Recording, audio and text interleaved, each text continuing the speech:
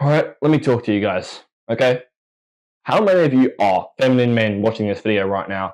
I guarantee you, a lot of you guys. If you're a feminine man, please tell me why you're acting like this, and please tell me what is going on in the comment section below, and please tell me what you are already doing to stop yourself from degrading any further. But today I'm going to be talking about 3 key signs you're a feminine man. And I have explained them in brief in a previous short, but I'll explain them in more depth in this video. So pay attention. So the first sign is that you stress way too much over very, very small stuff, and even when you're used to it.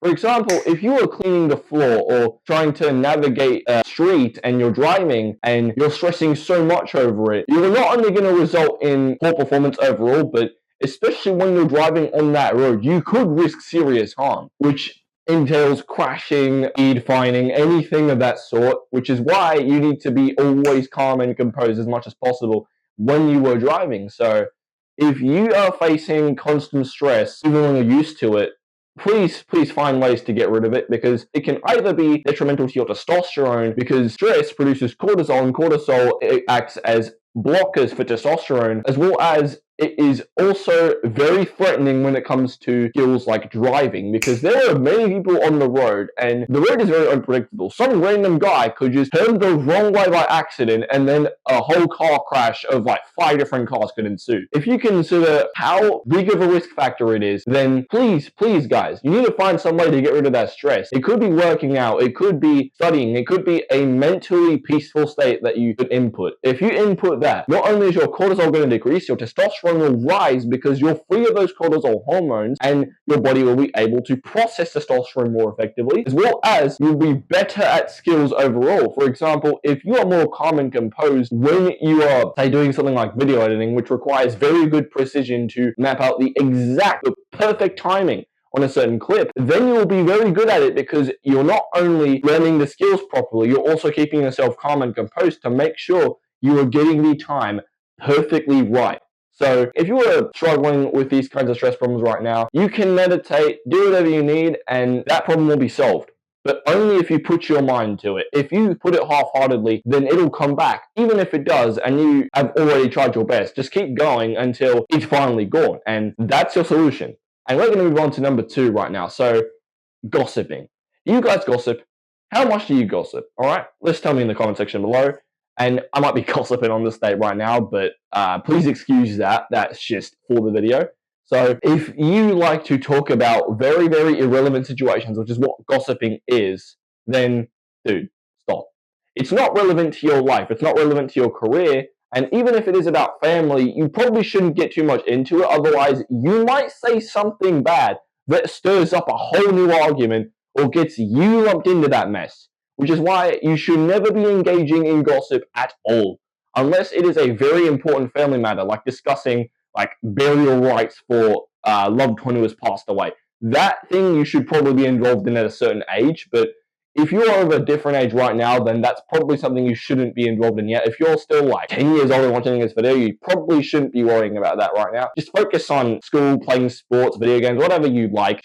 And it's good when they give you like slight exposure to that as you grow older. So do what I'm saying right now. Just don't take the risk at this point. All right, gossiping is not too worthy of a risk, because one, it could start a whole new argument. It could ruin your relationship with someone else, and 2, is pointless. So with that out of the way, let's move on to the third topic. You struggle to focus on certain tasks. And when I say you struggle to focus, it could be something like, oh, you're just reading a book for a little bit and you're struggling to focus. Your mind diverts to the next thing instantly. You're going from reading a book about Afghanistan to thinking about, oh, okay, when's the next UFC match? When can I turn on the fan? When can I grab this protein shake? If that's what your mind is going through right now, I totally understand. It might be something like ADHD. It could be, but if it isn't, and if it's genuinely not one of those exceptions, then you have to do something about that, because I guarantee there is something you can do to stop yourself from going down that path. And some people can even get ADHD from this kind of abuse. If you don't want that to happen to you,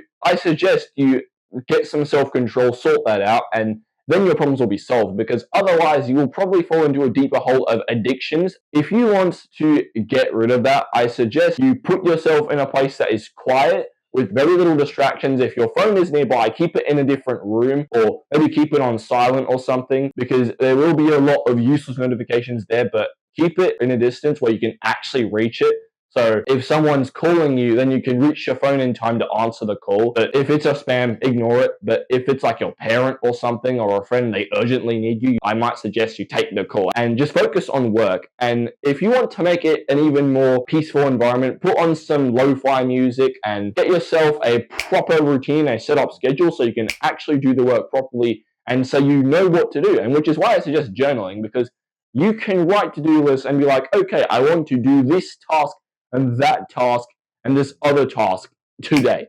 So once you have an idea of what you want to do, you basically put it down to small increments, then you will be much better off because you will know that you need to do whatever you need to do and you will know how to go about it.